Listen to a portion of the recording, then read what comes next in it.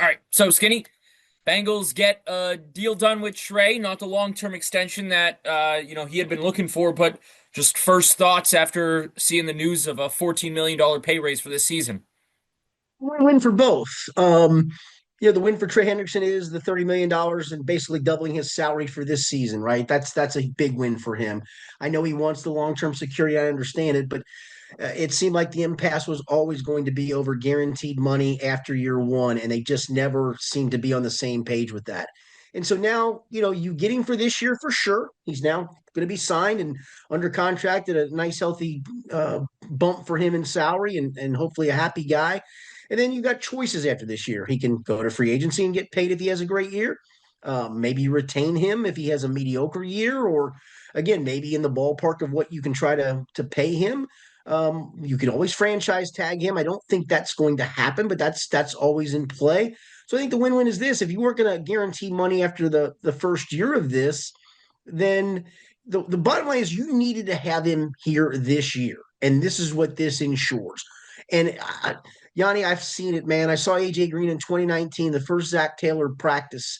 If you'd have told me I'd never see the same AJ Green I once saw, I'd go, "You are crazy. What do you mean? Look at this guy." And then he got hurt in that first practice, and he was never the same guy. I don't hope that happens to Trey Hendrickson. I hope it doesn't happen to Trey Hendrickson, but you just don't know when dudes get in their 30s. Well, yeah, and I saw reports of it was a backloaded deal, and as you mentioned, there were no guarantees in those back years. So seems like the Bengals are with this 1 year now pay raise. They're really only planning from what it looked like with their negotiations, and now with this, that it may be the end of the line after the season for them.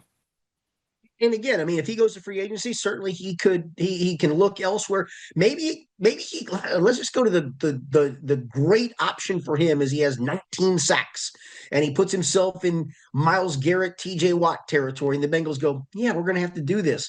I don't think they will, but I just think it gives flexibility for both sides to either move on from this after this year or potentially come to terms, or again, the franchise tag in play. And it goes back to you wanted him here, you needed him here for this season, and that's what you ensured with this deal. And with getting that done, now, of course, you have Trey on one side, Shamar Stewart on the other. How huge is it to have Trey there and it's not Shamar Stewart and then relying on other guys at that other edge position?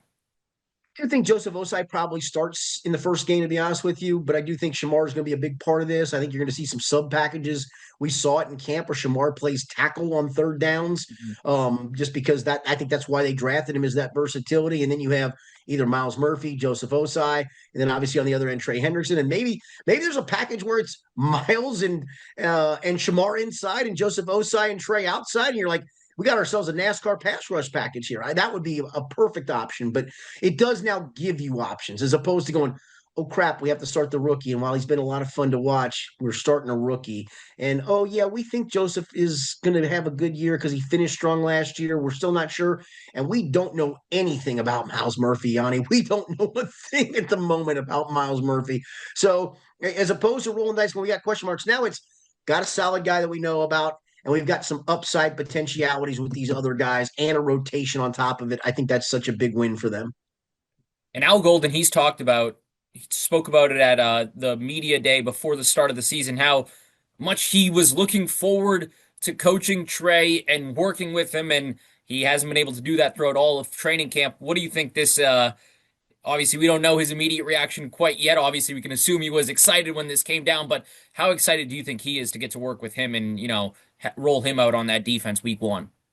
Sure, on whatever napkins he's doodled things on. He's doodled things with him primarily of, okay, here's what I can do with him, and because I can do this with him, I can do this with other guys. And I'm sure he's been chomping at the bit. He was not going to show anything in preseason anyway, right? They had that 51 play scrimmage, the practice before this last preseason game in which the defense played pretty well. And Al even made a point that he was able to kind of call the game the way he wanted to call it, because they haven't shown anything. Well, that also didn't include Trey Hendrickson, and now it does include Trey Hendrickson. And yeah, I think that's one of those ones where you got the chess piece, a big chess piece. You got the knight or the bishop or whatever you want to talk about in chess.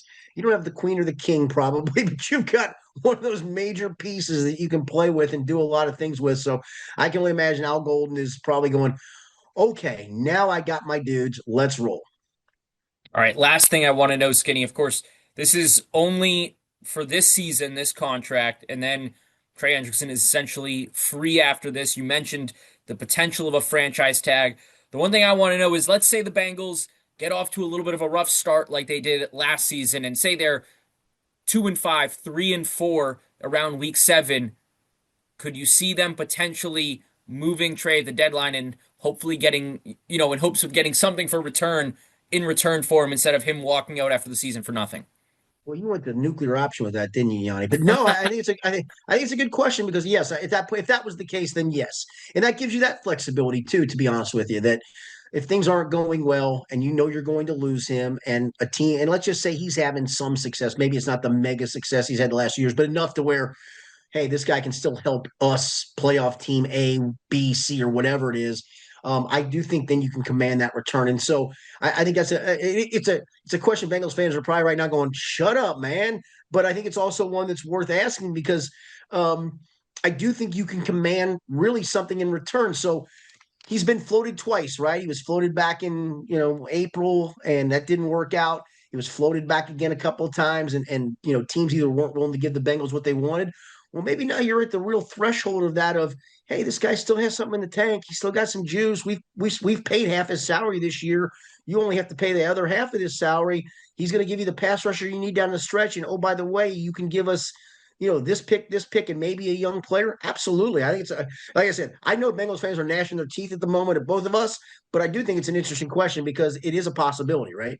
That's the nightmare scenario. Yes. Starting No, off no. Cleveland, Admit that Jacksonville. part. Yeah, that's the nightmare scenario. I'll take that one on me. That's not on Skinny, but it's something that right away thought of with, no guarantees in the second, third year, a backloaded contract, seeing those things. That's All just right. my mind goes to the worst always, and that was one of the No, first things I thought of. no, I did. I didn't even think of that. So I'm going to give you kudos because it is in play, right? I mean, that's what happens in baseball. And you're like, well, I don't want my team to go south, but if it goes south and I've got this piece, I need to get something for him. And he's obviously Mhm. a piece you could probably get something for. So actually, I'm going to give you kudos for that, even though Bengals fans probably are just going, shut up, you two idiots. All right, well, for now we can say Trey Hendrickson is a Cincinnati Bengal. Nothing to worry about right now. Making $30 million this season after getting a $14 million pay raise, and looking forward to Wednesday practice. It's gonna be a sight seeing 91 back out there. Absolutely.